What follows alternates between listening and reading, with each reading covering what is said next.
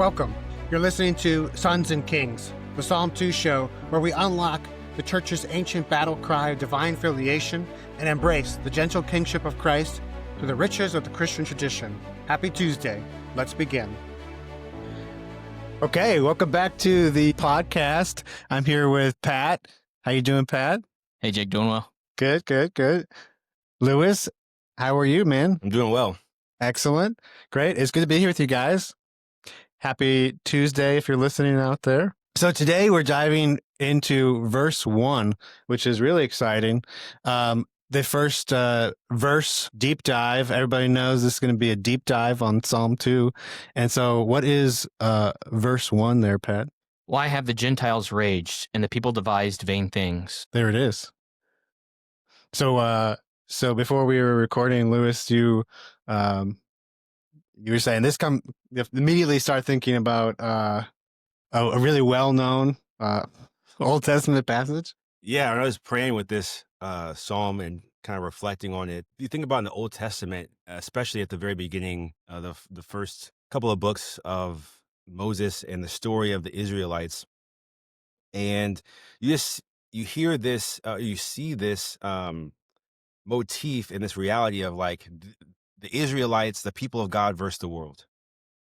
And so one of the kind of situations that I think conceptualizes this very beautifully, if you will, is in the book of Numbers, when the people of God are kind of wandering still, they're walking, and the king of Moab sees them, and they've heard about them, and the kind of Israelites are on the move. It's like all of these nations are kind of like in tumult, if you will, because the people of Israel, they've heard, and I think they even talk about that in Numbers. We've heard that they overthrew the Egyptians, that they like escaped from the Egypt. It's like all the nations are kind of rumbling about these people of God and this God of Israel and all this stuff. And so King of Moab actually hires Balaam, this wizard sorcerer individual, to murmur against, to curse the Israelites. And so he's like standing atop a kind of canyon wall, I imagine, in my prayer, and he's just muttering these curses against the people of God, just like, and really it's not even just the people of God, but really almost against God, because his whole thing is like, through his idolatry, through his kind of magic, he's kind of rebelling against God's work in the world. And I think about that because King of Moab was basically like, I got him. Like I got the best sorcerer. They're gonna get cursed. And God turns that curse actually into a blessing. As he's speaking, he's saying, I can't actually curse him. The curse becomes a blessing.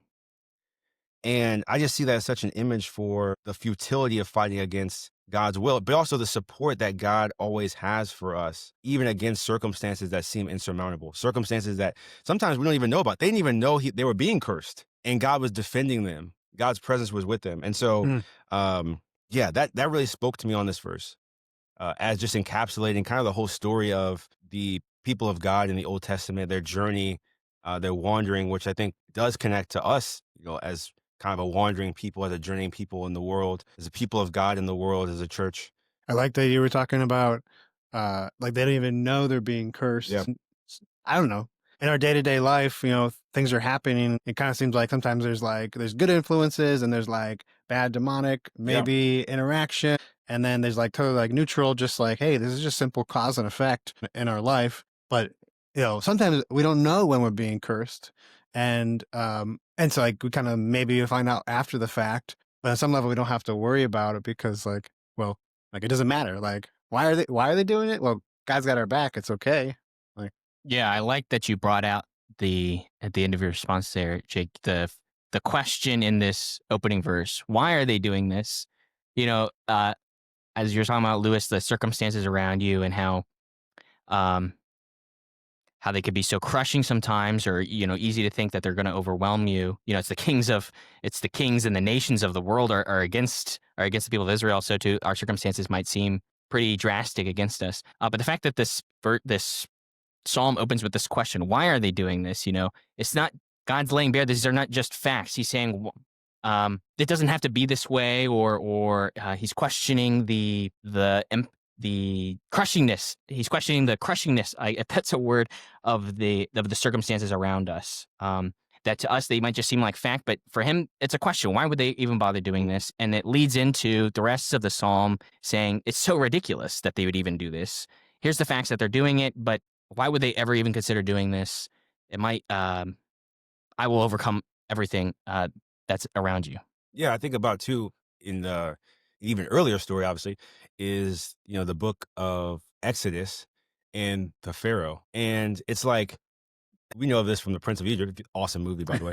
Love that movie. So good. But one of the things about it is like you just look at Pharaoh and you're like, Pharaoh, do you not like God is doing so many powerful things through Moses and he just can't get it. It's just like repeated, like, and then you see that he's like opening up and then like it's a hardening again. It's like, and so the vanity of it, the futility of it, like and that again, that same dynamic, we see it as early as that, but then you go all the way and again, it continues to be the story of the people of God. It's like God is continually on the side of his people. And so it is futile, it is pointless, for people to oppose that will, but also it gives us that trust, even in the midst of what we're going through. And I think about like what Moses, the trust he had to have of like, I'm going against like everything, like the biggest villain, the biggest like thing I can imagine, something that's overcome my whole people and put my whole people in slavery. And I'm just supposed to stand here by myself against an empire Mm. and with nothing but a stick.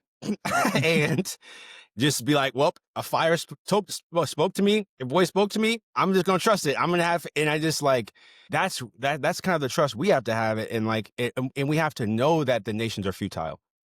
Moses had to have that trust. Like it is futile.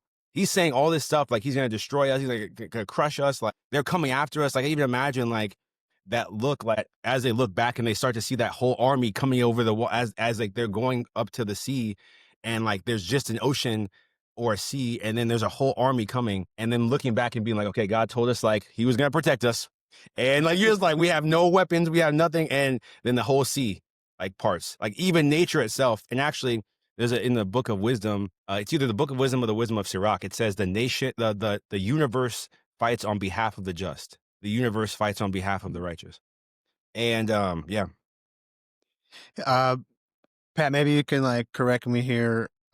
But so the word that we're talking about, like the vain things or the murmuring, sometimes is that inania in Latin. Yeah, that's right. That's yeah. And so I guess I often, whenever I kind of read it in Latin and pray about it, I think of like inane, like it's just, Yeah. I don't know, like almost, and then like from there I jump to like, asinine. I don't know if they're related, but in my mind it's like it's totally like, insane to like go up against, the divine forces. Yeah, I like that point.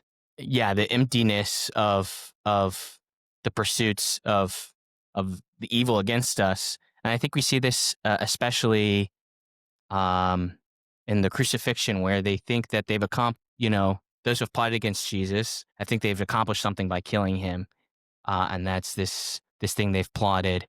But it ends up being empty, right? Because yeah, it turns out he's going to come back in 3 days, right? And so even the most, I guess that sort of plotting of empty things was reversed and became the fullest expression of God's love for mankind. I love that you brought up the New Testament, important reference. Because I think when I think about this too, this tumult of the Gentiles, this rage, I think about the image of actually Pontius Pilate standing before this crowd. It's almost like the Ecce Homo. We've seen the Ecce Homo painting. I can't remember who did it, but you see like Pilate kind of pointing at Christ, and then there's like a whole crowd that's like kind of there looking at him. And obviously, like right before that, I believe, or right after that, I can't remember from the gospel, but basically he gives them a chance to choose Christ again, to choose God again, rather than choosing Barabbas, choosing a person who really is symbolic of like kind of a chaotic lawlessness. Like, and they choose the chaotic lawlessness, which to me is this spirit of the nations, this tumult of the nations. And really, even like that, as Christ is walking along the Via Dolorosa as he's carrying the cross, I imagine on the sides, right? We, of course, when we think about it, we also think that there's people weeping. Obviously, there's women weeping and children and many other things that probably, but there's probably people cheering that on. Like, there's probably people like, and really, whether they're Jewish or Gentile, or whatever, it's a spirit of the nations. like that's in them, that's operating in that way. Because now the church, which Christ is obviously like the king of the church, king of the, like they were kind of rebelling against him in that moment. And so I also meditate on that, like that, even like that fourth sorrowful mystery, the carrying of the cross is like kind of comes to mind with this tumult that's probably happening as Christ is carrying his cross to the Calvary. Beautiful, beautiful. Well, hey, if you're enjoying this discussion, please make sure you like and subscribe. We're gonna, give you the whole psalm right now if you want to recite it, and then we'll try to get this in front of a lot of people. And so definitely make sure you give that like and subscribe. Thank you. Why this tumult among nations, among peoples this useless murmuring? They arise, the kings of the earth. Princes plot against the Lord and his anointed. Come, let us break their fetters. Come, let us cast off their yoke. He who sits in the heavens laughs. The Lord is laughing them to scorn. Then he will speak in his anger. His rage will strike them with terror. It is I who have set up my king on Zion, my holy mountain. I will announce the decree of the Lord. The Lord said to me, "You are my son.